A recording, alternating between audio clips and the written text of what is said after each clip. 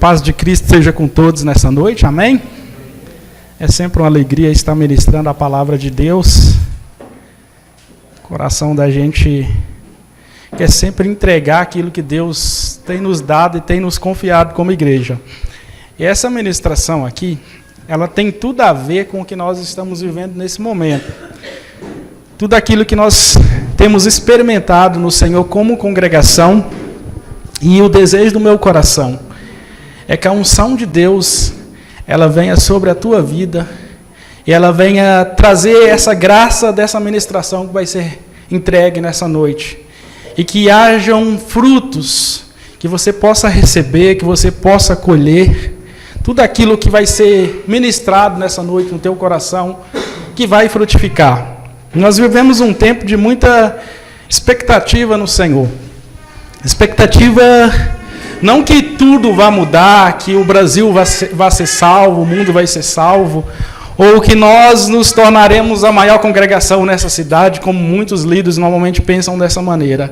Mas expectativas daquilo que Deus vai fazer na tua vida, na vida de cada um que congrega nessa congregação, daquilo que Deus vai ministrar. E essa palavra, em Gênesis capítulo 37, versículo 7 e 8, é algo que Deus compartilhou no meu coração quando eu tinha 19 anos de idade. Quando eu estava ali com a minha primeira experiência pastoral, pastoreando uma congregação, Deus trouxe essa palavra em Gênesis 37 ao meu espírito, e essa palavra ela é viva no meu coração, ela arde meu coração. Eu creio em verdades que Deus traz por trás desse texto. Hoje aqui será uma ministração textual, aplicativa, prática para a tua vida, para te alimentar já para no decorrer da semana, você ter muita graça de Deus no seu coração. E eu quero ler o versículo 37, capítulo 37, versículos 7 e 8. Então vamos começar ali mais ou menos no meio do texto. É uma série de ministrações. E no decorrer desse ano nós vamos estar falando sobre esse texto, várias ministrações. Então nós vamos começar no meio, aquela coisinha como o filme americano, às vezes começa pelo meio ali, deixa você mais presa ao enredo ali, a querer saber o que virá posteriormente. Então, hoje nós vamos falar aqui em Gênesis 37 sobre o primeiro sonho de José. O primeiro sonho de José, José, em hebraico, Yusuf, o primeiro sonho de José. E vamos trazer uma aplicação prática, depois nós vamos voltar nos versículos que encabeçam o texto, nós vamos falar do segundo sonho de José, em seguida, e depois nós vamos falar de José antes dos sonhos. Então nós vamos tecer uma teia teológica em torno desse texto aqui, que é um texto riquíssimo como literatura. O escritor desse texto, ele escreveu com uma profundidade de detalhes, algo realmente impressionante. Como literatura, é muito profundo se fosse apenas literatura. Poucos escritores hoje teriam a alma nobre para escrever isso. Essa geração de Harry Potter é bem complicado, né? Onde muitas crianças, muitos adolescentes estão lendo esse tipo de obra. E muitas obras que não conseguem chegar nem aos pés desse texto como obra. Mas daí vem a outra parte, que é a parte da fé. Daquilo que revela o plano, o desejo de Deus para a sua nação, para seu povo, Israel e a igreja que compõe esse povo de Deus. Então esse texto é rico de detalhes e muitas coisas que Deus trouxe nesse tempo. Essas coisas Deus está trazendo também nesses nossos dias. Porque como muitas pessoas hoje, nós podemos dizer que são tais como José. Hoje no Brasil, nós vivemos um momento caótico em termos econômico, em termos social. Estamos em crise. E esse patriarca chamado José, que inclusive o faraó colocou o nome dele, Zefanate Paneia, que significa Salvador do mundo, também uma apontação messiânica. E a vida de José, ela traz muito daquilo que foi revelado em Cristo, ou um tipo de Cristo. E nesses momentos, como nós estamos vivendo, tanto na igreja como na nação, Deus ele quer levantar homens e mulheres com essa qualificação de unção, com essa capacidade, com esse dom, para que a família de Deus, a família da aliança, o povo de Deus, seja suprido em suas necessidades, assim como fora a família de Israel nesse tempo, onde houve uma grande fome naquele tempo. E a família de Jacó, ela teve que peregrinar na terra do Egito, para que assim eles pudessem dar prosseguimento ao plano estratégico de Deus para as suas vidas. Então, hoje eu percebo que as igrejas estão sofrendo, os ministros estão sofrendo. Se uma nação padece economicamente, a igreja também padece. Por isso que Deus foi sábio ao falar com o profeta Jeremias, dando uma palavra para o povo de Israel: ore pela paz e pela prosperidade da cidade, da Babilônia. Se a cidade prosperar, certamente vocês irão prosperar. E o povo de Deus, infelizmente, eles não conseguem entender isso. Porque eles vivem uma fé cega. Uma fé baseada em um artifício mágico de uma oração onde as coisas vão acontecer. De uma hora para outra, vai tocar a varinha mágica e a tua vida financeira vai mudar, a tua vida familiar vai mudar. De uma hora para outra, e as coisas não funcionam assim de acordo com as Escrituras.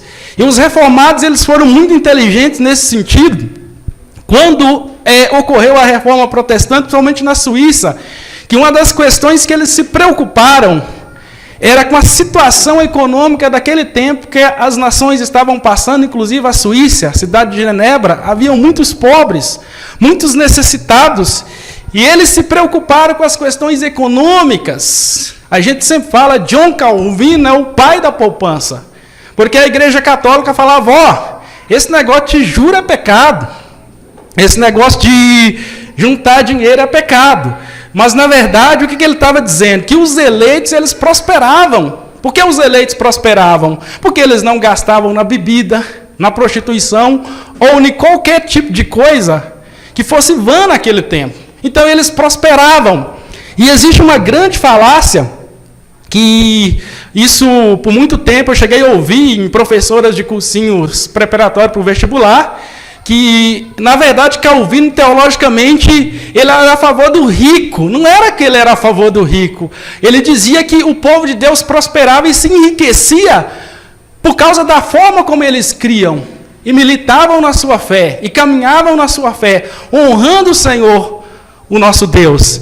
Então, muitas acusações foram tecidas em torno disso por causa de uma perseguição teológica de Roma, a doutrina reformada que estava sendo ensinada. Mas hoje nós sabemos que o modelo econômico, tanto suíço como de Israel, são os dois modelos econômicos mais solidificados que existem.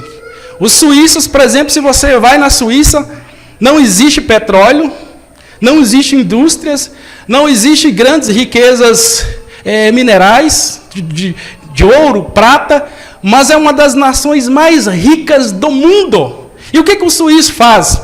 Ele faz como José fazia. Administra os recursos das outras nações. Não é à toa que até os corruptos mandam os seus dinheiros para a Suíça. O dinheiro de Cunha estava lá. O dinheiro dos corruptos estavam lá. Traficantes mandam dinheiro para lá. Quem ouviu falar da repatriação?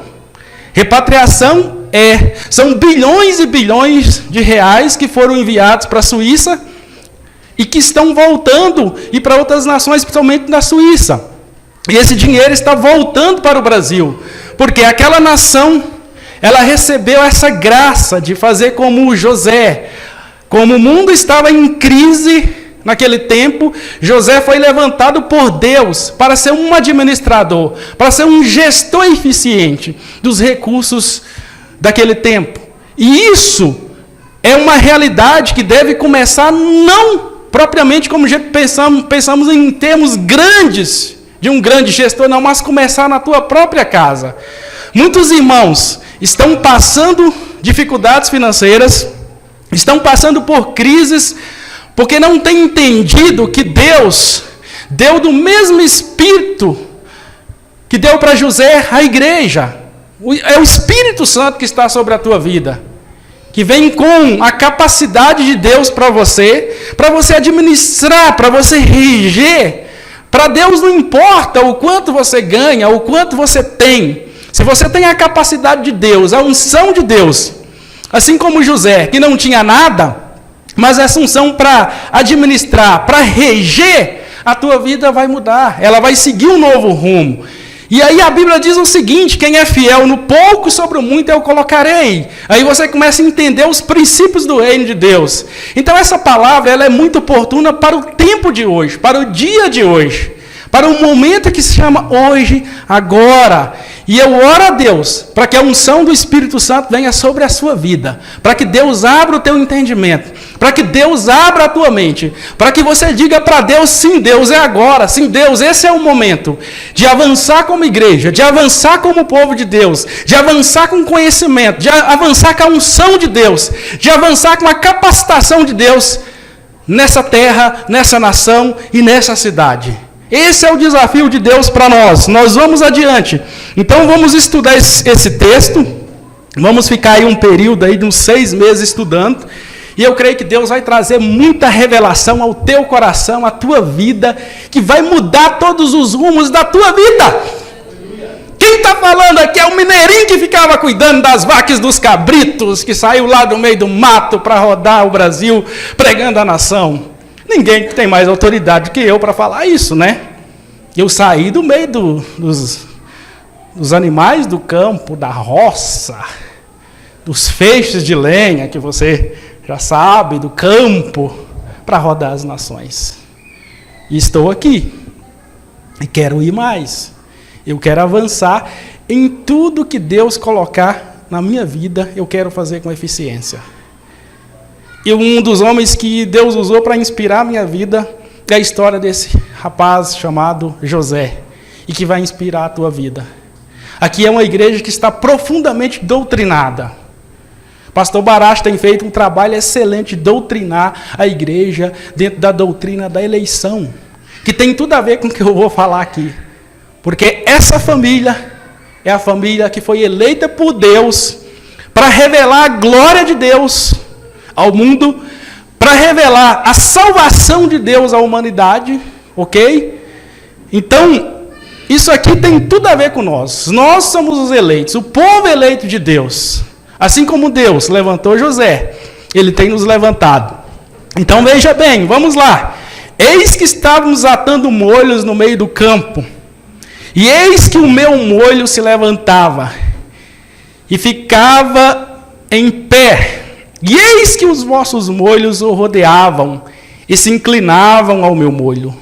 Então lhe disseram seus irmãos: tu, pois, deverás reinar sobre nós? Tu deverás ter domínio sobre nós? Por isso o odiavam mais, por causa dos seus sonhos e das suas palavras. Isso é o que o texto está dizendo. Quando você lê o texto, agora você vai saber o que o Espírito Santo quer aplicar ao teu coração através desse texto. O que o Espírito Santo tem para trazer ao teu coração. O que o Espírito Santo vai extrair através da minha vida essa noite e aplicar ao teu coração. Para que você cresça na graça, no conhecimento e na sabedoria do nosso Senhor e Salvador Jesus Cristo. Entenda uma coisa, primeiramente. Esse texto, ele trata profundamente a respeito da família da eleição. Então, esse texto é para nós. É o propósito de Deus para nós como igreja e o propósito de Deus através de nós para o mundo. Isso que ocorreu. Isso era um tratado de Deus com a família da aliança, uma família do pacto, e um tratado de Deus que ele estava trabalhando a respeito de como ele agiria para prover o alimento quando veio a grande fome, os 7 anos de fome na terra do Egito. Então Deus usou a vida de um homem. Ele não tem nada diferente de você. Ele era um homem de carne e osso. Ele era de carne e osso, assim como eu e você. Ele servia o mesmo Deus que nós servia. Ele era eleito assim como eu e você somos eleitos. Ele conhecia Deus assim como nós conhecemos Deus. Só que tem um detalhe. Ele não conhecia o Cristo que você conhece. Por isso que a palavra de Deus diz que entre os nascidos de mulher não havia ninguém maior do que João Batista. Mas todos os filhos de Deus, da família da graça, o menor dentre eles seria maior do que João Batista. Por quê? Porque nós temos a revelação do Cristo. Nós temos o entendimento do Cristo. Aqui ele estava vivendo num tempo onde ele não conhecia o Senhor. Ele ouvia falar a respeito do Messias, que viria um Messias. E você sabe que veio o Messias. Você sabe que o Messias morreu e ressuscitou. Você sabe que ele está sentado à destra de Deus. Você sabe que ele está intercedendo por você. Você sabe que ele está todos os dias contigo até a consumação dos séculos. Mas José, ele tinha um entendimento do Messias por revelação. Quando ele desceu à terra do Egito, ele conversou com a sua família e falou: olha, quando eu sair dessa terra, eu quero que vocês elevem os meus ossos, porque ele cria na ressurreição, porque ele acreditava na ressurreição, que o Machia viria, o Cristo viria, o dotado, o meigo nazareno, que ele ressuscitaria, ele viria e ele participaria da ressurreição. Segundo alguns estudiosos, diz que naquela primeira ressurreição que ocorreu, onde os judeus viram santos, muitas pessoas viram santos, ele já participou daquela. E assim eu creio. Ele já participou daquela ressurreição, onde vários santos apareceram na cidade, assim, quando o Senhor estava prestes à morte, e o véu rasgou e ficou tudo escuro, e muitos santos apareceram. Então veja bem, normalmente nós olhamos para esses santos, que vieram muitos tempos atrás, e olhamos para nós, dentro do contexto do momento que nós vivemos. E às vezes nós não acreditamos que Deus pode nos usar, fazer de nós instrumentos para revelar a sua vontade, o seu desejo, assim como fez na vida dele. Então aqui esse texto é para trazer um pouco dessa experiência da vida dele. E como Deus pode fazer dessa experiência na vida dele algo prático na tua vida e na minha vida. Amém? Então veja bem, eu vou detalhar aqui sobre esse primeiro sonho da vida de José. E vou explicar a razão dos sonhos nesse sentido textual. Primeiro, porque eu sou um sonhador no sentido literal. Literal. No sentido de propósito. No sentido de desejo e vontade de Deus para a minha vida. Assim como o pastor Baracho, assim como o presbítero Luca e todos os irmãos aos quais eu tenho a oportunidade de estar compartilhando o Evangelho de Jesus. Então veja bem, por natureza, nós somos uma igreja de sonhadores. Os plantadores dessa igreja são sonhadores. Nós somos sonhadores. Nós cremos num projeto de Deus para essa igreja, mas nós cremos também num projeto de Deus para essa cidade, para essa nação e para o mundo. E nós estamos nos empenhando por isso. O nosso desejo de doutrinar, de fundamentar, de exortar, de corrigir, de preparar essa igreja, é porque nós sonhamos com a igreja para os nossos filhos. Uma coisa eu sempre falei com o pastor Baracho: livre-me, Deus, de um dia eu partir, talvez tão rápido, e a minha filha fica do jeito que estão as coisas por aí. Então, meu filho, você é jovem, você é uma pessoa que Deus deu uma capacidade de entender, de estudar, de conhecer as Escrituras. Prega o Evangelho, ajude-me no reino de Deus. Falo com o Lucas, uma igreja para os nossos filhos. Normalmente nós somos egoístas. Nós pensamos apenas em nós. O egoísmo é parte dessa depravação emergente, constantemente emergindo dos nossos corações, ao qual nós só pensamos em nós, em nosso bem-estar. Uma igreja para mim, um culto para mim. Quem falou que tem culto para você e para mim? O culto é para Deus. A única coisa que é para você e para mim é o Evangelho, a pregação, e muitas vezes a gente não gosta, né? O Deus manda para a gente isso daí. Então, esse egoísmo, muitas vezes, no coração nosso, isso manifesta por meio da depravação total, nos impede de nós avançarmos como povo de Deus e como igreja. E uma coisa que fica bem claro nesse texto aqui, que muito daquilo que havia nessa família de base, existe também em nós. Tudo o que acontecia naquela família, acontece em nós. Aquela família é um modelo de família tal como essa. Uma família que tem um Deus, que cultua a Deus, o mesmo Deus, e que adora a Deus, e que tinha uma série de conflitos internos, problemas internos, que hoje nós percebemos também nessa família que está enxertada naquela família. Então, muitas coisas que eles passaram, que eles viveram, dentro do decorrer dessa história, nós também estamos vivendo. Só que nós temos a luz do Evangelho, nós temos Cristo. Tudo está muito claro, nós temos as Escrituras. Nós temos a revelação maior que é Cristo. E muitas vezes nós agimos como meninos na fé, como crianças espirituais, que estão ainda no primeiro leitinho. E nós temos que passar essa fase. Nós temos que avançar para um nível mais profundo em Deus, de conhecimento de Deus e da vontade de Deus. É bem claro o texto que fala a respeito do povo de Deus perecer. O meu povo perece porque eles faltam conhecimento. Não está falando porque falta adoração. Não está falando porque falta oração. Não é porque falta o jejum. Não é porque falta o dinheiro. Não é porque falta os instrumentos. Não é porque falta a voz linda do presbítero Lucas. É porque falta o conhecimento. O meu povo perece porque lhes falta o conhecimento. E o que é conhecimento? Luz, entendimento, clareza de espírito da revelação de Deus. E nós temos que ser uma igreja que deseja crescer na graça, no conhecimento e na sabedoria. E é isso que nós estamos nos empenhando. Ninguém pode falar que nós não oramos, né, Baracha? Tem vigília. Ninguém pode falar que nós não temos dons, né? Como alguns pensam quando você está dentro de uma linha mais doutrinada, que não tem dons. Então vai lá, traz os doentes aqui que eu vou orar. E vão ser curados. Traz os demoniados, nós vamos orar e vamos expulsar os demônios. Se o Baracha eu falar aqui, Baracha, vem orar aqui 5 minutos, ele vai revelar até o número da tua identidade. Eu conheço o Baracha. Então não vem com essa piada que a gente não tem, que não é usado. A minha esposa sabe, eu já acordo sonhando com algo de Deus, no meu espírito. Deus trouxe algo do meu espírito. Não vem com esse papo aqui não, entendeu? A gente porque fica ensinando doutrina, a gente não está afiado, né, Baracha? Vai nessa, sabe de nada, inocente. Não sei o que a gente fica fazendo no quarto orando e no monte para quem vigília.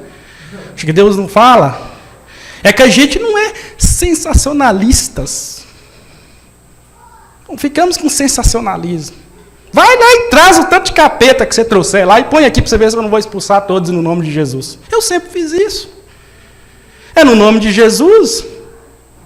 Agora tem gente que gosta de um sensacionalismo. O culto poderoso é aquele que cai o demônio e ele dá um berro. Espera aí, meu irmão. Espera aí, minha irmã. O culto é para Deus, é para louvar a Deus, é para adorar a Deus. Se você pega o padrão do Velho Testamento, que é um padrão de culto, na Nova Aliança também, o culto é para adorar e glorificar a Deus. Não é para ficar expulsando o demônio. Agora, se o demônio veio e caiu, tentou atrapalhar a reunião, Jesus mandava ele calar a boca, a gente vai mandar também. No nome de Jesus. O correto é mandar ele calar a boca. Não, mas aí vamos entrevistar o demônio. Vamos dar a mídia para ele. O diabo não precisa de mídia. Ele tem a mídia toda trabalhando a favor dele. Todos os filmes quase falam do diabo. Aí fica dando mídia para o diabo dentro da igreja. Então veja bem, vamos decifrar os sonhos e vamos falar sobre esses sonhos. Os sonhos muitas vezes estão relacionados às nossas experiências cotidianas. Essas são tomadas por Deus que as transforma em visões espirituais. Isso é muito interessante. O sonho que José teve dos feixes no campo não tem nada de extraordinário. Normalmente Deus vai pegar uma experiência do teu cotidiano, daquilo que você está vivendo, para trazer uma revelação do desejo dele para a tua vida. E a experiência de ir ao campo atar feixes era uma experiência comum na comunidade campestre naquela família. Então, aquilo já estava na memória de José. E o Espírito Santo veio, extraiu aquilo que já estava no inconsciente dele, se assim posso dizer, e trouxe para uma realidade espiritual, para mostrar a vontade dele, aquilo que ele estava para fazer.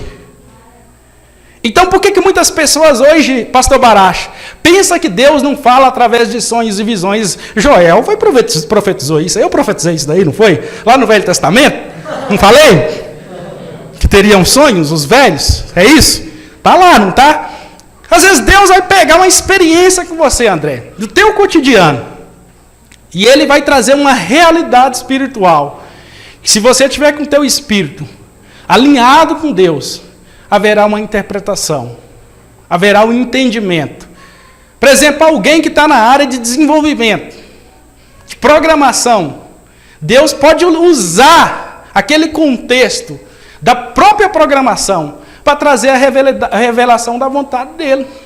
Deus me traz tanta loucura dentro do que eu faço para falar comigo, para tomar as decisões, dentro do contexto daquilo que eu estou fazendo. Aí eu tomo as decisões em cima daquilo ali. E aqui ele estava mexendo com feixe, com lenha. Você queria que Deus tivesse trazido que tipo de sonho para ele? Se fosse no contexto de hoje, poderia ser assim. Todo mundo aqui com Fusca, com Fiat, com Corolla, e Lucas chega aqui e dá um testemunho para mostrar que Deus vai estar colocando ele por cima. Ó, Deus me deu um sonho que você estava com os Fuscas, com os feixes, e mostrava eu numa Ferrari. O que tu vai pensar? Foi mais ou menos isso que aconteceu. Ele falou, o feixe dele estava ali, e todos os feixes se inclinavam diante do feixe dele. E reverenciava aquele feixe. Apontava para a vida de José como um herdeiro da progênie, para ser aquele que iria administrar os bens e as riquezas, e por alguma razão, seus irmãos iam se inclinar perante ele, e reconhecer um nível de autoridade, um nível de governo que Deus o havia colocado. Então, assim, por que muita gente fica assim, Deus não fala? Deus está falando. Deus está falando com você constantemente. Deus está falando com você todo dia. É porque você não está ouvindo a Deus. Porque a religião, ela coloca na nossa mente que Deus tem uma ou duas maneiras específicas de falar. Mas Deus é dinâmico. A multiforme sabedoria de Deus e graça de Deus é incompreensível. E aí a religião colocou na cabeça das pessoas que elas precisam de um guru para Deus falar. Você tem o Espírito Santo. Tem ou não tem? A Bíblia diz que quem não tem o Espírito de Cristo, esse tal não é de Cristo. Se você não tem o Espírito Santo, você não é de Cristo. O Espírito Santo é uma pessoa.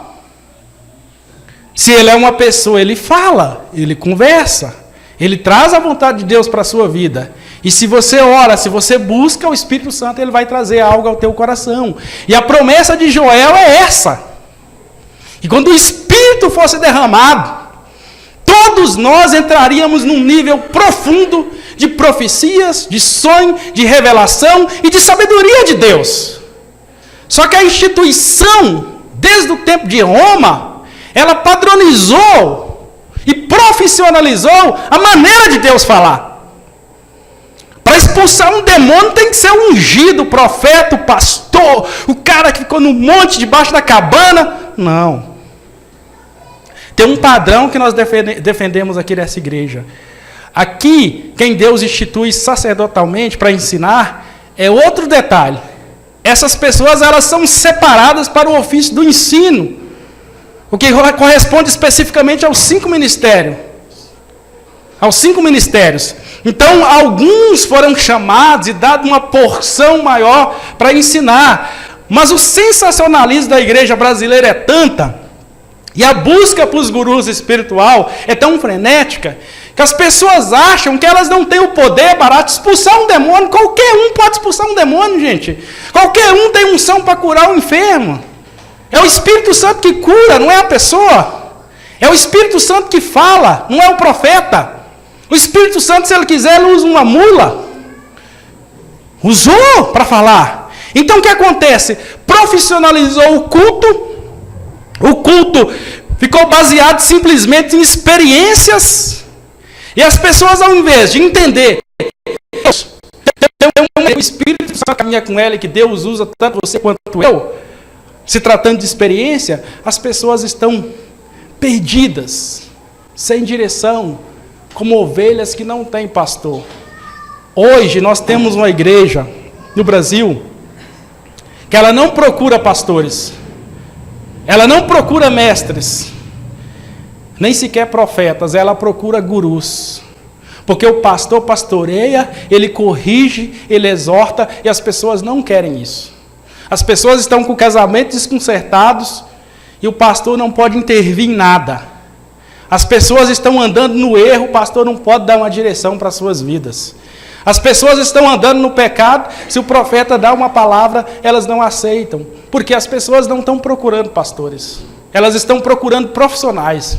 Elas estão procurando mestres segundo as suas próprias cobiças para resolver os seus problemas. Então o que acontece? Quando uma liderança ela se alinha para ensinar, para doutrinar, as pessoas não querem. Elas não querem ouvir doutrinas. Elas não querem ouvir ensinamentos, porque elas não querem crescer. Elas querem ficar como bebês espirituais, constantemente necessitados de que alguém fique limpando as suas fraldas. Porque quando faz lá, aprontam, aí procura a liderança, porque não conseguem resolver os seus problemas, porque são bebês espirituais que não cresceram espiritualmente, que não aprenderam para resolver os próprios problemas da circunstância das suas vidas. Aí elas procuram os gurus espirituais. E isso aí gerou um sacerdote de ofício profissionalizado para atender as pessoas nas suas necessidades. Então o que nós fazemos aqui é ensinar, é doutrinar as pessoas, para que elas, através do Espírito Santo, elas tenham as habilidades, a capacidade, os dons, para que as suas vidas possam ser conduzidas pelo Espírito Santo, para que as suas vidas possam ser conduzidas pelo Espírito de Deus, para que elas cresçam em tudo que elas estão fazendo, seja no trabalho, seja no ministério, seja em qualquer coisa que elas estejam fazendo. Então o nosso desejo é que as pessoas aqui, elas saibam lidar com as finanças, o seu casamento, que elas saibam através do conhecimento das Escrituras, colocar os seus problemas diante delas e Deus. E que a única questão que nós possamos militar aqui é fazer com que vocês cresçam na graça e na sabedoria, no conhecimento, na doutrina do Senhor. Cresçam em sabedoria, cresçam em entendimento, que recebam essa unção e sabedoria que estava na vida de José. Mas entenda uma coisa, a experiência do teu cotidiano é o que Deus vai usar. E dentro desse contexto de José aqui, tem umas coisas muito interessantes, a gente que veio da roça, Barache. É muito fácil nós entendermos, às vezes, a linguagem textual, porque nós viemos do campo. Então, essa experiência dele aqui é uma experiência que eu vivi várias vezes também, no campo. Atando feixes, tá? Atando molhos. Era uma experiência cotidiana, desde a minha infância, dos meus 8 anos. Eu fui criado em fazenda por muito tempo, vivi muito tempo na roça. Então, quando eu leio esse texto aqui, com muita facilidade, o Espírito Santo fala ao meu coração. Então, eu não vejo assim nada de espetacular, extraordinário.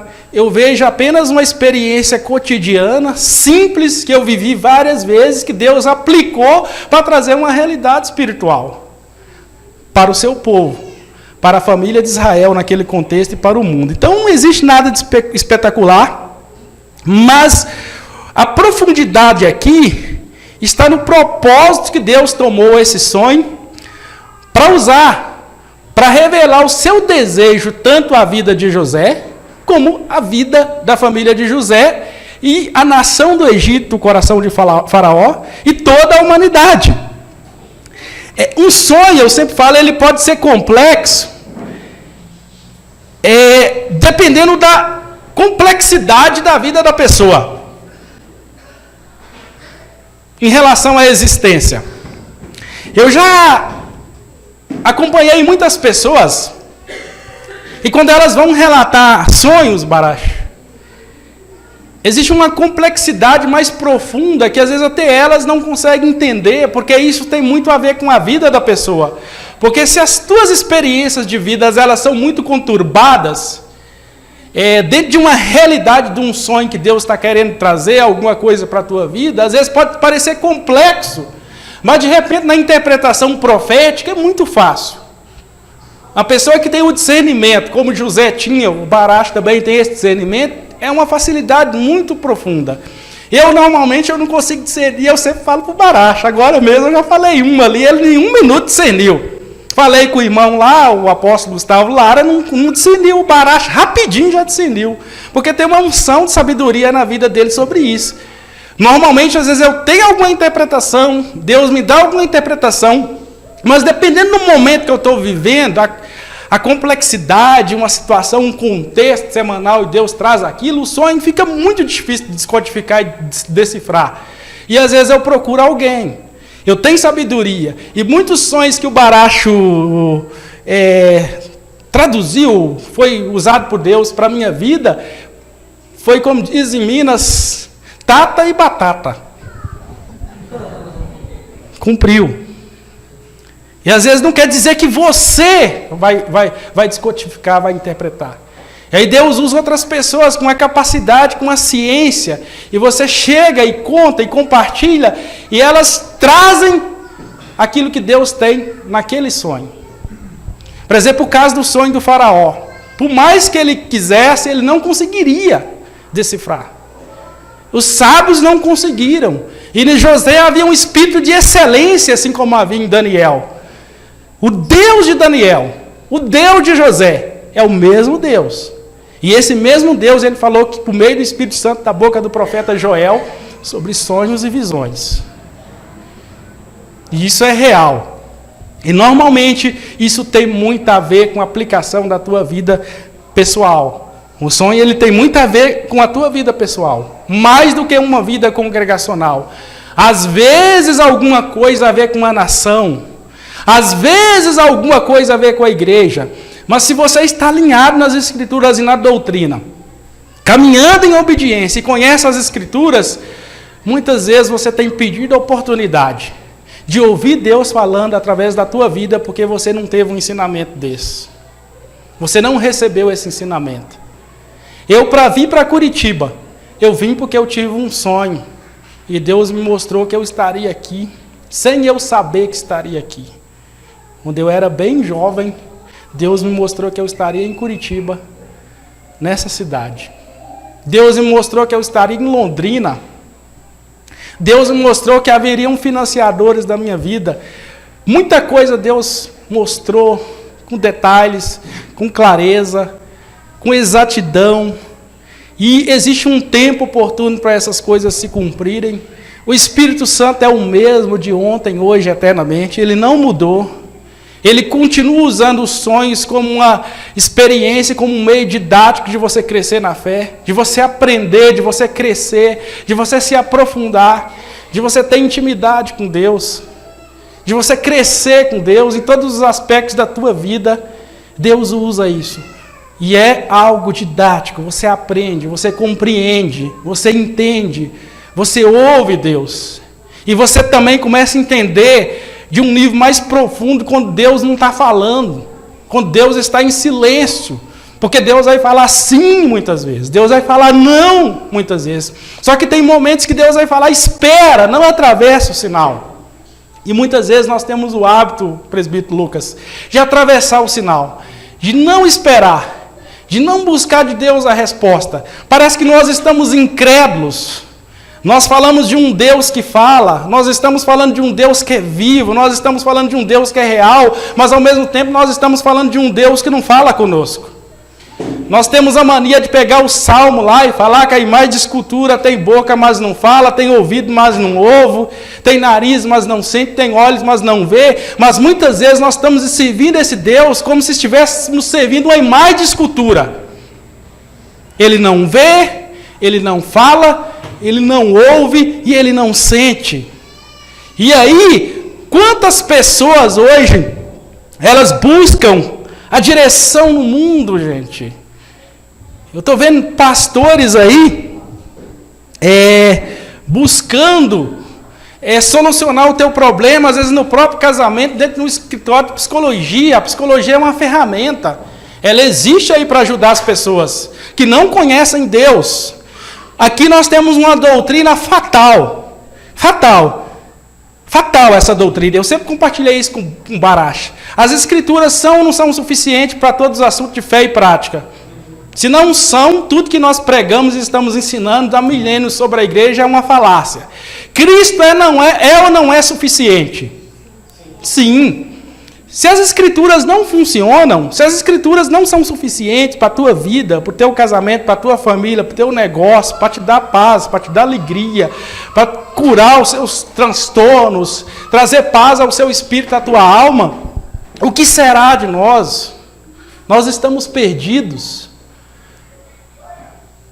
Eu creio nas ciências como uma ferramenta. Deus pode usar as ciências como ferramenta. E essas ferramentas, elas são usadas para aqueles que não creem nas Escrituras. Dentro da igreja tem muita gente incrédula. Tem muita gente que não crê nas Escrituras. Tem muita gente que não crê na suficiência de Cristo. Não crê nas Escrituras. E essas pessoas, e eu oro a Deus para que Deus levante psicólogos aqui, psiquiatras, para aqueles que não creem nas Escrituras. A psiquiatria é um nível mais profundo, envolve outra área. Estou falando especificamente da psicologia. A psiquiatria é um nível mais para tratar da saúde mental. É algo mais, eu tenho um nível mais diferente da psicologia. Mas a psicologia dentro da igreja entrou como uma ferramenta porque a igreja abandonou a teologia reformada. Abandonou a suficiência das Escrituras. Se os pastores não creem que a Bíblia resolve os problemas da sua vida, como é que vão crer que vai resolver o problema do povo, meu Deus do céu? Que coisa louca, meu Deus! Cabra da peste! Está me assistindo aí? Se você não crê que a Bíblia resolve o problema da tua vida, não é que você prega que vai resolver dos outros. Já que vocês estão gravando, eu vou falar. É verdade. Nós aqui somos uma igreja que ama a ciência. Nós amamos todas as ciências. Nós acreditamos que são talentos, são dádivas de Deus para a humanidade.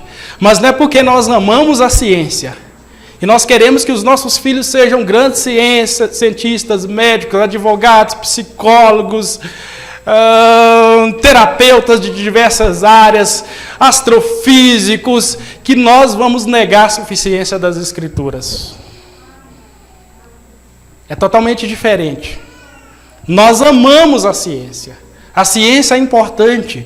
Se você está sentado numa cadeira, graças ao desenvolvimento científico, esse computador, graças ao desenvolvimento tecnológico e científico, essa câmera, até a roupa que você está vestido hoje, maestro, essa linda jaqueta que você deveria dar para mim, que custa R$2.000. Graças ao desenvolvimento científico. Então veja bem, Deus está falando, Barache. Está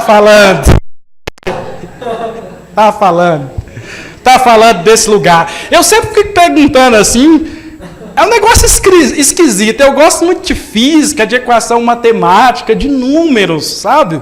Aí eu vejo uns pastores de Deus, homens de Deus, super espirituais, assim, usados por Deus, instrumento de Deus.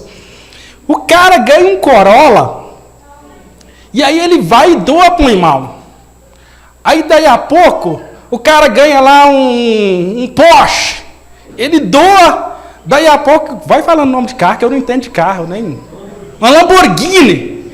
E aí a igreja começa a falar, esse pastor tem muita fé. Esse pastor é homem de Deus. Ele planta e Deus dá outro. Eu sou muito racional, gente. O Mike sabe, vai lá em casa ver, tem uns 70 livros de filosofia. Você sabe por que ele ganha? Primeiro, ele está na comunidade da fé. Ele está numa igreja que tem 5.000 membros. Onde existe uma equação de pessoas que podem, dentro da probabilidade, dar um carro. Ele tem fé. Mas dentro de uma equação, um número de pessoas. Tudo bem, eu vou dar ali o meu carro ali, HB20, e vou crer que eu vou ganhar uma Ferrari de vocês aqui. Ela nunca vai sair, um Porsche nunca vai sair. Eu vou ficar andando a pé, meu Deus. A gente tem que ser racional. O cara tem 100 mil ovelhas. Empresário, gente próxima, que ele ora, Deus abençoa, é óbvio que Deus vai tocar e vai dar para a pessoa, sabe? Aí o cara dá uma casa, dá um terreno, aí uma Alphaville. Qual a probabilidade disso acontecer aqui? De eu dar meu apartamento e ganhar uma casa no Alphaville. O povo de Deus tem que pensar, crer também pensar. Não é não, seu Will? Crer também pensar, nós não podemos ter uma fé ignorante. Isso tem probabilidade, sabe? É o rebanho, ele ministrou, ele cuidou daquele rebanho, e aquele rebanho ama o pastor. E muitas vezes o pastor semeia, o irmão está com 2, o irmão dá 1. Está com 3 carros, dá 1 carro, abençoa. Mas a gente tem que pensar um pouco, tá? A igreja brasileira é muito imatura nesses aspectos. E aí coloca o cara como um guru, que é o cara que Deus faz e faz mesmo, mas não é bem assim as coisas. Não são bem assim as coisas, tá? Tinha um pastor lá em Minas, com 19 anos, ele andava com a BMW. 20 anos, mais ou menos. Eu pastoreava uma congregação, num subúrbio, eu andava de bicicleta. Então, Deus ama mais aquilo ali do que ama o Barache. Entendeu? Todos não são filhos. Presta atenção, seja racional. Deus não ama nenhum mais do que o outro. Deus ama todo mundo em Cristo, e o amor de Cristo é um só. Ele não me ama mais do que ama você. Por isso que a gente tem que ter esse entendimento. Agora, a mesma capacidade que Deus me deu, Ele deu para você. E aí que está a questão de Deus ter dado a capacidade, o dom, o talento para você, de como você vai trabalhar essa ferramenta.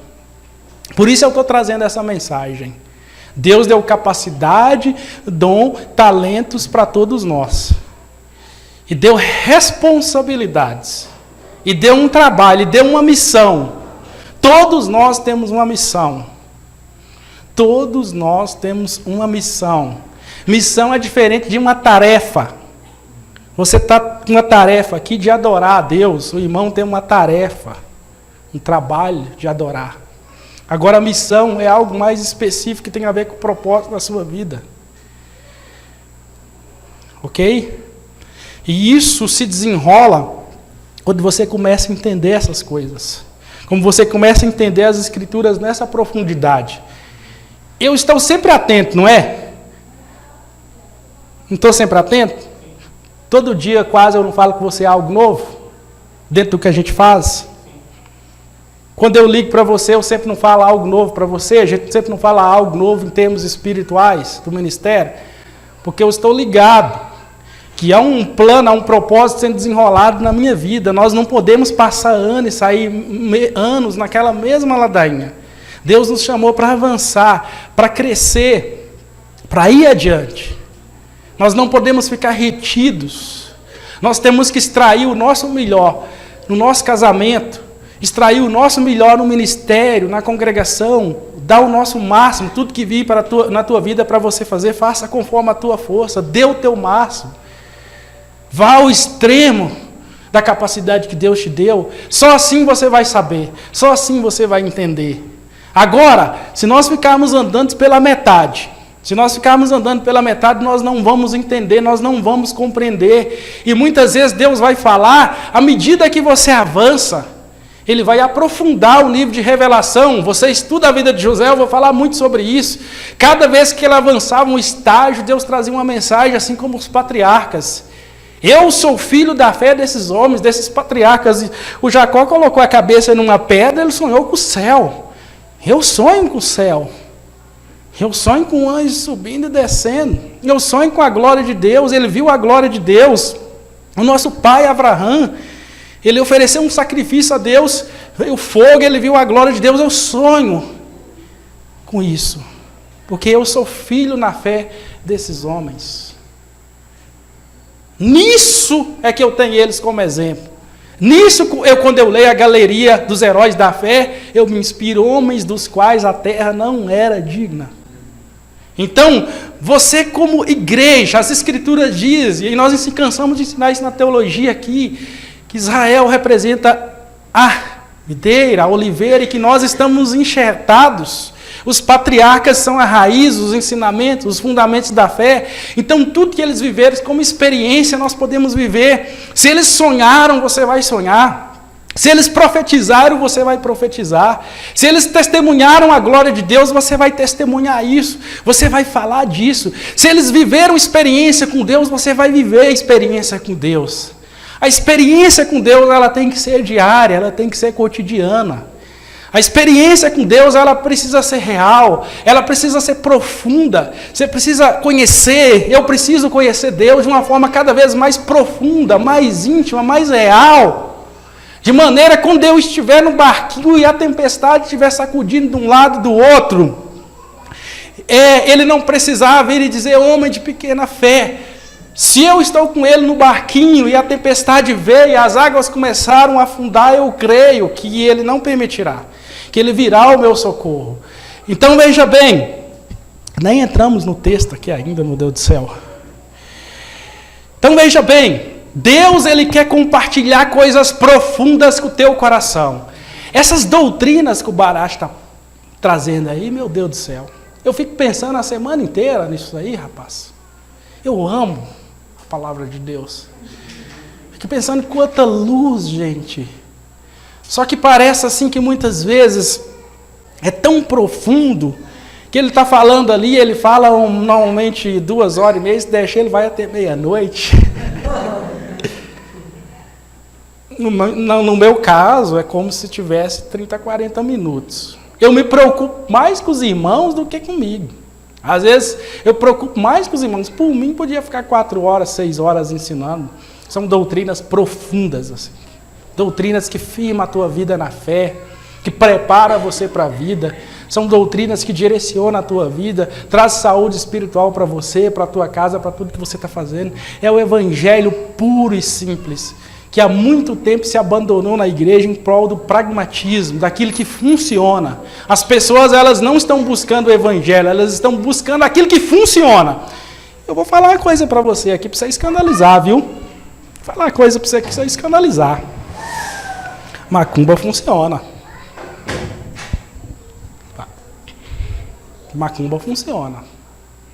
Já vi muito caso, muita circunstância, e tenho certeza que macumba funciona. E muita gente está atrás daquilo que funciona. Aquilo que resolve o problema. Macumba resolve o problema. Se não resolvesse o problema, as altas autoridades não estavam na macumba, na goetia, né? As grandes autoridades lá fizeram um exegese da goetia, um grande exegeta da goetia, que é o livro da bruxaria de Salomão. Eu vi uma grande autoridade da França falando. Ele falou aqui, todos os parlamentares lêem essa obra e conhecem a goetia em profundidade. Se não funcionasse, por que eles estavam praticando a goetia? Porque muita gente estava na macumba, estava na feitiçaria. Então não é porque funciona que Deus está no negócio. Não é porque é uma multidão que Deus está no negócio, não. Os muçulmanos são a maior religião do mundo, é uma multidão. Roma é uma multidão. Então, não é porque é uma multidão, não é que é um grande povo que Deus está no meio. Muito pelo contrário. O povo de Deus sempre foram poucos. Certa vez Jesus estava pregando o Evangelho, Lucas, João capítulo 6. 70 mais a multidão. Falou, bem, vocês só estão atrás de mim por causa do pão? Porque eu estou dando vocês o pão? E de repente começaram a se escandalizar, ele começou a descer a mutamba, como diz lá em Minas Gerais. Os outros discípulos foram embora. Presta atenção, presta atenção. E de repente ficaram só os 12. E ele falou, dentre vocês um é diabo. E aí começaram a criar um murmurio entre eles. Ele falou assim, querem vós vos retirar também? Meu Deus, tu está pregando. Querem vós vos retirar também? Vocês estão pensando que eu estou atrás de números, de uma grande igreja, que estão atrás do pão, daquilo que eu faço, das minhas bênçãos? De uma igreja que é como quando o pai está viajando, chega, o filho já vai atrás do presente, não vai falar, pai, eu te amo, que bom que você voltou para casa. Essa igreja, ele mandou ela embora, Maicon. Vai embora, vocês só estão atrás das bênçãos do pão, porque eu multiplico o pão, eu multiplico o salário. Você vem aqui, está desempregado, eu uso o meu guru, você arruma um emprego, você ganha um carro novo, o teu casamento melhora. Querem vos retirar? Aí fica os errados. Mestre, só tu tem essa palavra da salvação?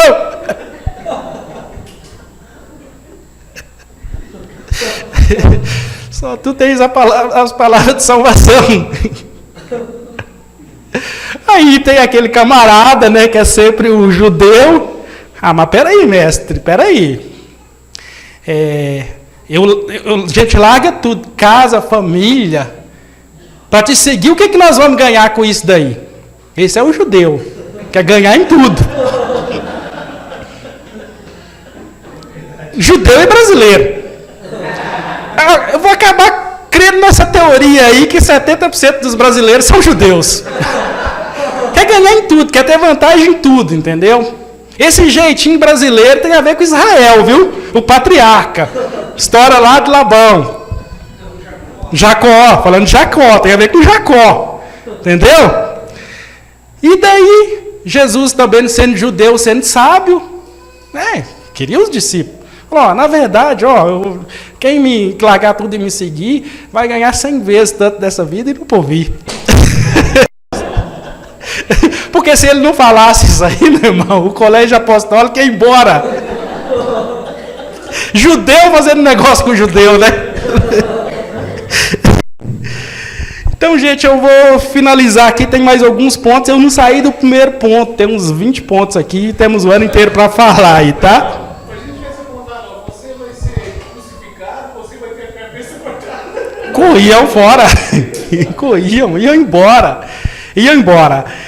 Então, sonho de Deus pode ter inúmeras interpretações, mas vários significados. Mas o propósito normalmente é um só. Tá? Você interpreta de várias maneiras. No caso do sonho de José, você pode tecer várias interpretações, mas o propósito ele vai sempre apontar para uma mesma coisa. Não tem nunca vários significados. Você interpreta, reinterpreta, o significado sempre aponta para uma mesma direção. Se eu procurar um interpretador que tem essa graça, como o Barash tem de interpretar, em poucas palavras ele interpretou o que eu contei, ele vai talvez apontar o mesmo propósito, mas ele vai trazer alguma coisa ou outra, às vezes diferente, algum detalhe, mas normalmente o propósito é o mesmo. O propósito é o mesmo, sempre aponta para uma mesma direção. Deus usou os feixes de trigo e o campo, no primeiro sonho aqui, por ser uma experiência natural que refletia diretamente as condições de José e seus irmãos. Uma das coisas interessantes aqui que eu consegui ter uma percepção nesse feixe aqui. Quem ajunta rápido, no caso de feixe, numa experiência do campo, que eu já vi muito sobre isso, e mais pesado, normalmente é admirado e respeitado. Havia muito isso, o trabalho no campo. E José, ele estava numa condição inferior. Ele era o mais novo, isso poderia gerar problemas emocionais de rejeição. José era rejeitado. Essa é a grande verdade. Ele era uma pessoa rejeitada dentro daquela pequena comunidade que era a família. E normalmente nas condições de José, por exemplo, entendendo o meu contexto, que eu era um dentre os mais novos, dentro dos meus irmãos, quando nós estávamos indo para o campo, normalmente muitas vezes não queria nem que eu fosse. Não, meu. Se de repente lá uma vaca corre, você não consegue. E eu me sentia muito mal com aquilo, porque eu queria ir, eu queria colaborar, eu queria contribuir. E eu entendo esse contexto de José aqui. E normalmente os mais robustos, que faziam o trabalho mais no campo, era aplaudido, meu. Era honrado, sentava e ficava esperando os outros. E muitas vezes ia ajudar o mais fraco. Então, se você pegar a experiência dele dentro de um contexto, de uma família grande como a família dele, você vai entender muitas coisas que também ele estava vivendo. E eu creio que dentro dessas experiências de José, é muito breve o texto, não vai narrar tanto, ele tinha muitos problemas pessoais também, conflitos para resolver. Porque não havia um relacionamento saudável familiar. Não havia um relacionamento saudável entre eles. E justamente pelo fato de Israel, Jacó, dar preferência para ele. Isso é um grande erro e equívoco quando você está dentro de uma família que tem, ou digamos hoje as famílias são pequenas, 3, 4 filhos, e o pai normalmente tende, ou a mãe, a tentar dar uma prioridade, um capricho especial por um lado. Normalmente, eu que vim de família grande, isso é muito aborrecedor. Poxa, eu dou a minha vida, igual o irmão do filho pródigo, entendeu? Voltar, dou a minha vida, faço o máximo aí daí a pouco os melhores presentes vão para ali. E Jacó veio e deu um grande presente, uma túnica maravilhosa para Israel. E isso criou uma rivalidade, criou uma rixa, porque aquela túnica ali, representava um apontamento messiânico e uma preferência do coração do pai. E até como líderes, nós temos que tomar cuidado. Tem muito pastor que eu já percebi constantemente elogiando o obreiro. O obreiro é o bom, é o que faz, esse é o obreiro, esse é o cara, e de repente, pelo menos na igreja, a gente vê muito isso, e de repente os outros obreiros ficam enciumados. Espera aí, a minha vida, estou desde o início da congregação, chega esse Lucas aqui agora, só que toca uma canção, o pastor está fazendo tudo, até deu um carro para o Lucas, nunca me deu nada. Então a gente tem que ter sabedoria, até como líderes. E dentro desse contexto aqui da vida de José, isso foi gerado um problema, desestabilizou a família. Simplesmente pelo pai dar uma túnica para ele. Porque Jacó sabia também, por revelação de Deus. E José seria aquele que seria usado por Deus para ser o governador na terra do Egito. Com certeza, ele era um grande sonhador, um homem de Deus, tanto que as escrituras dizem que ele guardava aquelas palavras no seu coração que ele contava, porque ele tinha intimidade com Deus.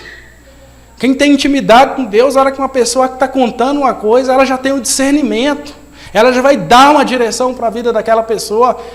É uma coisa muito fácil na vida nossa, a gente dá muita direção para as pessoas aqui.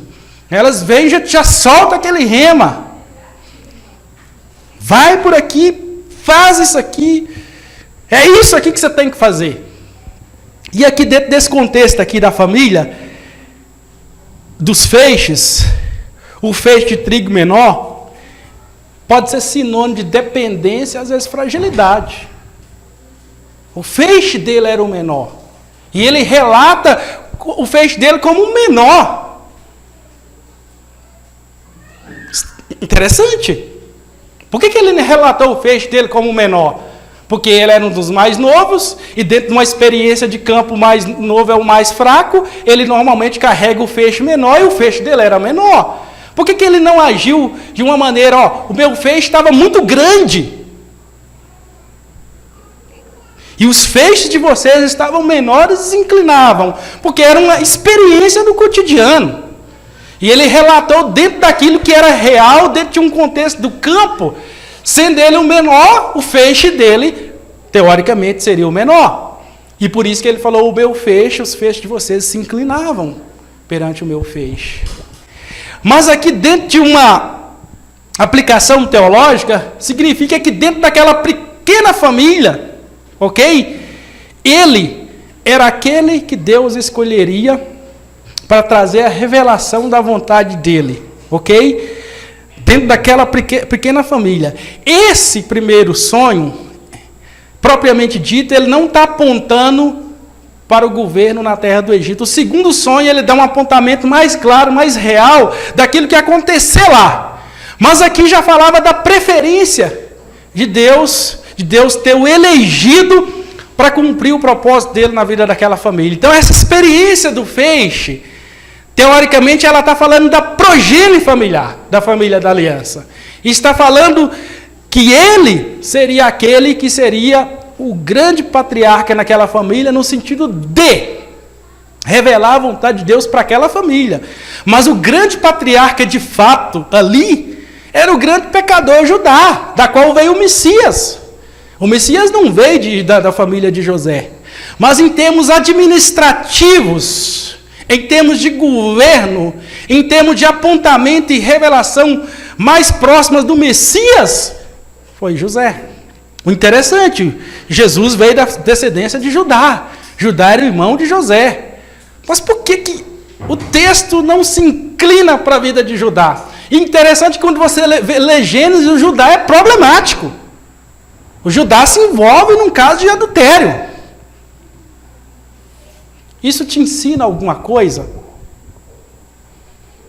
O perfeito é José. O certinho é José. Mas Jesus vem de uma linhagem onde Judá cometeu um adultério. Isso te fala alguma coisa ao teu coração? Eu preciso falar mais alguma coisa? Deus está procurando as coisas que não são. Deus está procurando aqueles que não são. Deus não escolheu os sábios deste mundo. Ele pegou os simples e humildes para revelar a sua sabedoria. Jesus disse: graças te dou, ó Pai, que não revelaste essas coisas aos sábios entendidos, mas aos pequeninos. Yosef foi o patriarca perfeito. Se Deus fosse como nós pregamos, se Deus fosse o Deus que nós criamos e imaginamos na nossa mitologia teológica, muitas vezes, o Messias deveria vir da família de José, da descendência de José e não de Judá. Mas ele veio da família de Judá, para que Deus revelasse que para Deus o que vale é a sua graça. A graça de Deus, não existe algo mais profundo. Então, quando o pastor estiver ensinando, o Maico aqui sobre graça, você preste atenção. Você preste mais atenção sobre justificação pela fé. Você preste mais atenção em tudo que nós estamos ensinando. Deus, muitas vezes, irmãos, Ele quer usar homens com grandes atributos morais e intelectuais. Mas Deus também, Ele vai tomar aqueles que são os mancos, os aleijados, os doentes, os feridos. Deus vai tomar os adúlteros e vai trazê-los para obedecer a tua palavra, obedecer a tua vontade, o teu espírito e ser usado nas mãos de Deus. Deus vai tomar essas pessoas. Deus vai trazer pessoas que você jamais imagina que seriam pessoas que estariam servindo a Deus, obedecendo a Deus, pessoas que realmente Ele vai transformar essas pessoas em homens íntegros, retos e tementes a Ele, que se posicionarão no teu altar. Deus não está preocupado com a moral humana, ok? A moral humana. Então, eu creio num Deus que Ele pode alcançar pessoas inimagináveis para revelar o teu poder e a tua glória. O José, ele estava em evidência nessa família. Ele foi escolhido. Deus trouxe os sonhos para ele. E ele estava constantemente em evidência. Cada manhã no café ele tinha um sonho para contar. Meu Deus do céu. Então, o símbolo menor é símbolo de fragilidade e dependência. Se tem uma coisa que você percebe na vida de José, é a obediência total à direção paterna. Quando o pai fala, ó, vai lá ter com seus irmãos. Qualquer crente de hoje, Baracha, o crente de hoje, até nós, você está com problema com 12 irmãos que estão querendo te linchar. O pastor fala, vai lá ter com seus irmãos, você vai? Por muito menos já está torcendo o bico, irmão. Irmão, hoje não aguenta mais pisar no calo do pé. Pisar no pé já está espiando. Superficialidade. Igreja líquida, sentimentos líquidos, comunhão líquida. Sabe? Isso é muito doloroso para o meu coração. Isso é muito doloroso para a minha vida. Eu falo para a minha esposa, Uma amizade, ela precisa ser trabalhada a um nível de profundidade. Hoje, nem as amizades existem mais. As amizades existem até o momento onde você troca o açúcar do café por sal, e a pessoa bebe, ela torce o nariz. Então, está tudo muito superficial. E nós temos que repensar a nossa vida como comunidade da fé, como igreja. Nós vamos ter que repensar a nossa vida como família de Deus, como povo de Deus. De fato, isso que nós vivemos é uma fé, é uma igreja ou é um teatro? Ou é uma imitação barata do que era a igreja? Nós vamos ter que repensar para os nossos filhos, para a nossa família. Que tipo de igreja você quer para o teu filho? Que tipo de igreja você quer que a tua filha cresça? Que tipo de fé você quer para a tua família? Que tipo de fé você quer para as próximas gerações? É esse tipo de fé que nós vivemos hoje, que é mais um barulho, é mais um ajuntamento, onde as escrituras ofendem, onde a ministração, a palavra de Deus, quando ela é exposta doutrinariamente, ela ofende, ela não serve. O que me serve é aquilo que me faz sentir bem, me sentir feliz. Essa é a linguagem do mundo, essa é a doutrina de Spinoza. Que se alguma coisa te faz sentir bem, se sentir feliz, tudo bem. Eu não estou na igreja, você viu? Deus falou muito conosco, eu não estou aqui para ser feliz. Se eu sou uma pessoa feliz, é consequência do Evangelho. Eu não estou aqui para me sentir bem. Eu não estou aqui para me sentir bem com a adoração. Longe de mim me sentir inconfortável com a tua pregação, com a tua ministração. Então as pessoas querem uma igreja para se sentir bem. Sabe? Lá nos anos 90, quando eu me converti, tinha uma irmã que tinha um programa, Evans lá, não vou citar o nome lá, Evans, a famosa Evans. A Evans, a rainha do bumbum, agora voltou na evidência, né, com um clipe com a Cat Perry lá, que inclusive é uma filha de um pastor que se desviou, cantava no louvor a Cat. Fez um clipe aí, disse que deu mais de 10 milhões de views aí. E 4 dias, a antiga rainha lá do bumbum, tinha Cadillac, né? Isso é no tempo do meu pai, gente. Tem 40 anos, ela tem 80 já, não lembro disso daí. Mas é mídia, TV, né? Muita gente lembra. Veja bem. Se converteram, e aí um dia vai fazer uma entrevista lá com uma delas. E por que você vai na igreja evangélica e tal? É lá no bispo, lá da Marcha para Jesus. Aí eu vou porque eu entro muito sentindo um peso sobrecarregada.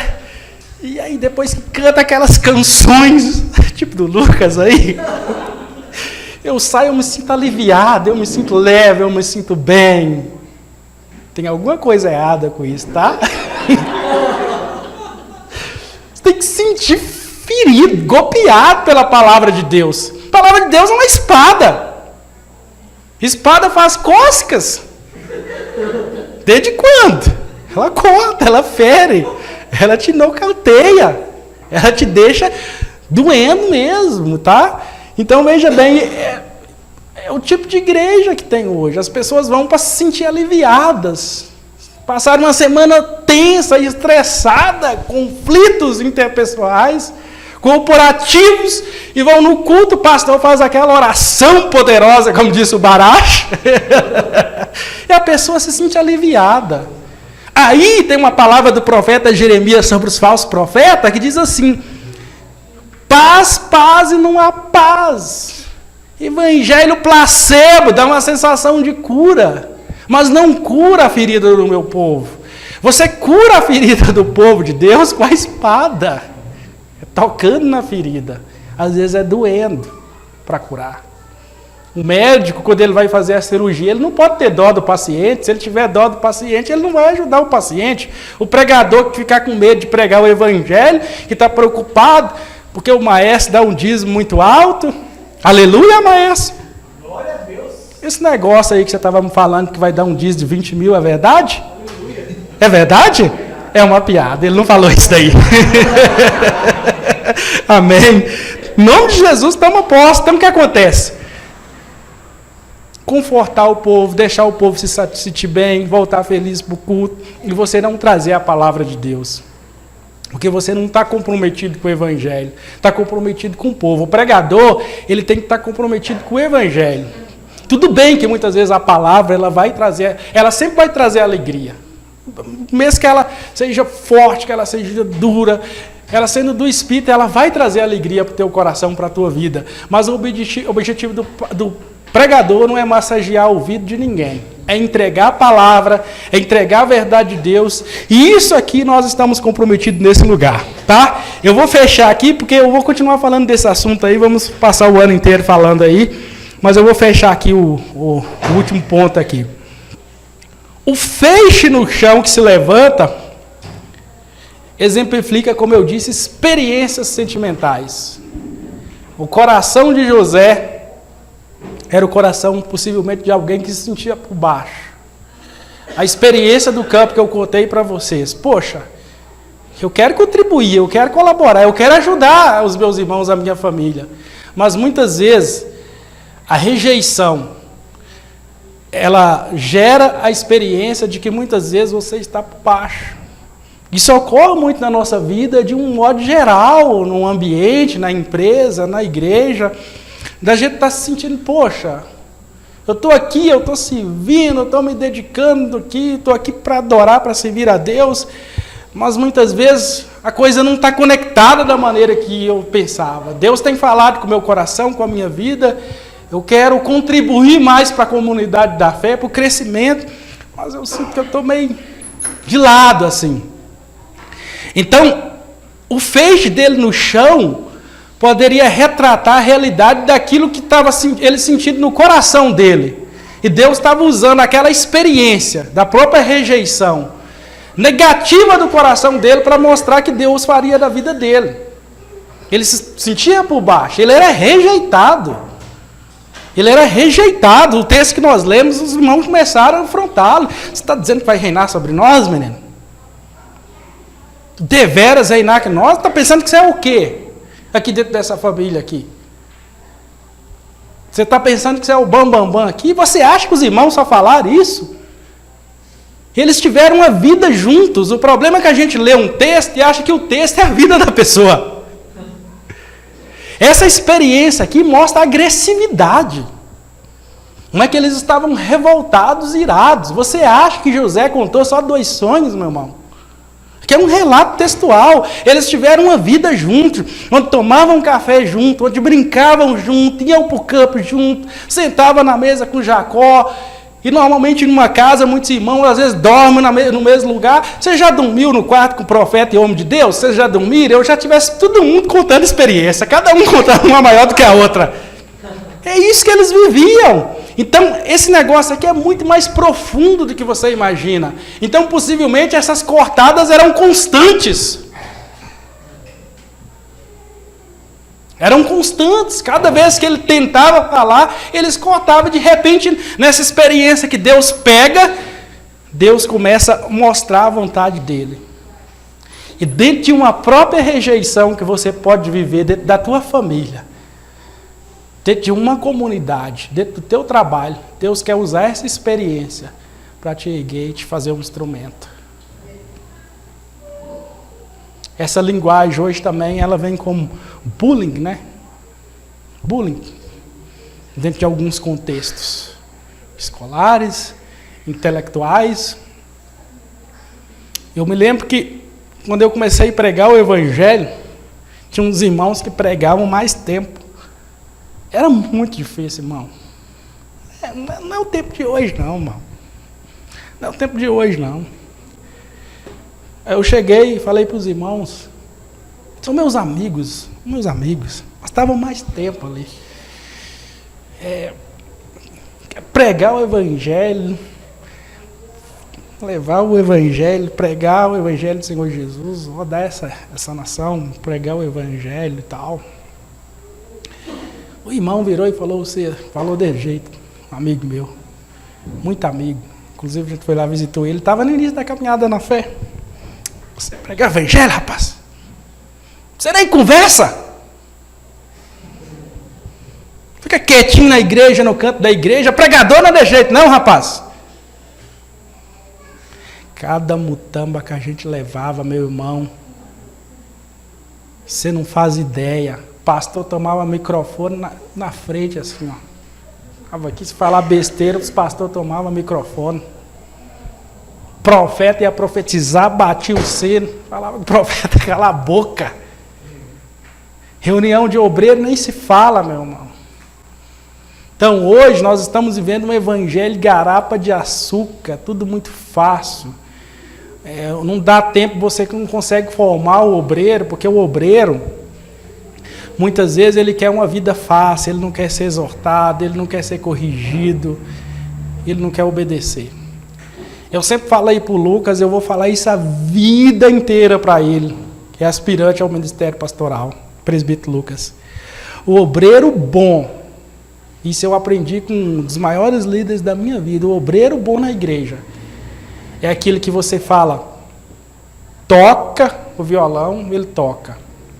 Vai lá visitar a pessoa, ele vai visitar a pessoa. Vamos orar? Vai orar. Vai estudar? Ele vai estudar. Não toca? Não toca. Vamos fazer isso? Ele vai. Vai para aquela congregação? Ele vai. Vai para aquele lugar? Ele vai. Hoje não dá para o pastor trabalhar dessa maneira não, meu irmão. Aí fala que é o homem no controle da obra de Deus. Mas com os apóstolos, como é que funcionava, Baracho? O que fazia com Paulo e Barnabé? Vai para lá! Eu não vou! O Espírito Santo não me falou! Tudo muito esquisito, né? Geração Homem-Aranha, né? Super-herói independente. Agora o Homem de Ferro está tutoriando ele. Está tendo uma liderança. Mas a geração de obreiro, irmão. De líderes, independentes, entendeu? Não tem mais. E dentro da igreja. Então nós precisamos resgatar isso. Com muito amor nós precisamos resgatar isso. Nós precisamos caminhar nesse nível de fé. Crescer como homens e mulheres maduros na fé, na ciência e no conhecimento de Deus.